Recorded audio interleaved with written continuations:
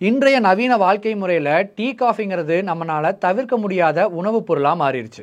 குளிர் வெயில் மழைன்னு எந்த காலகட்டத்திலையும் நம்ம டீ காஃபி குடிக்கிறத தவிர்க்கிறது கிடையாது. ஆனால் இந்த டீ காஃபியை எப்படி குடிக்கணும், எப்படி குடிக்கக்கூடாதுங்கிற வழிமுறைகளை ICMR சமீபத்தில் வெளியிட்டிருக்காங்க. முதல்ல டீ காஃபியை எப்போ குடிக்கக்கூடாதுன்னு பார்க்கலாம். நம்ம சாப்பிட்றதுக்கு 1 மணி நேரத்துக்கு முன்னாடியும் நம்ம சாப்பிட்டு 1 மணி நேரத்துக்குள்ளேயும் டீ காஃபி குடிக்கிறத தவிர்க்கணும்.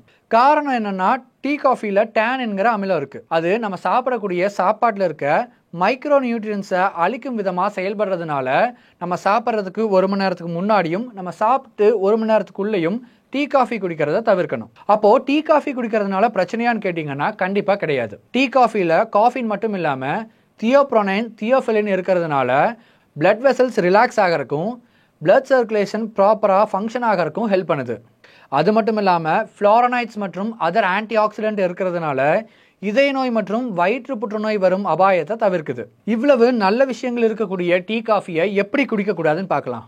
டீ காஃபியை பாலில் கலந்து குடிக்கவே கூடாது. பால் அப்படிங்கிறது நம்ம அன்றாட உணவுப் பொருளில் ஒன்றா இருந்தாலும் அதை டீ காஃபியோடு சேர்ந்து குடிக்கும்போது டீ காஃபியில் கிடைக்கக்கூடிய தனித்துவமான சக்திகள் எதுவும் நமக்கு கிடைக்காம போயிடும். ஆக black tea, black coffee, green டீன்னு தனியாக குடிச்சிக்கலாம், பாலை தனியாக குடிச்சிக்கலாம். சரி, இப்போது இந்த டீ காஃபி குடிக்கிறதுனால வர பிரச்சனைகளை பார்க்கலாம். டீ காஃபி அதிகமாக குடிக்கிறதுனால ஃபஸ்ட்டு வர பிரச்சனை என்னென்னா அடிக்ஷன். நம்ம டீ காஃபியை அதிகமாக எடுத்துக்கிறதுனால இது இல்லாமல் நம்மளால் செயல்பட முடியாதுங்கிற ஒரு அடிக்ஷன் லெவல் உருவாகும்.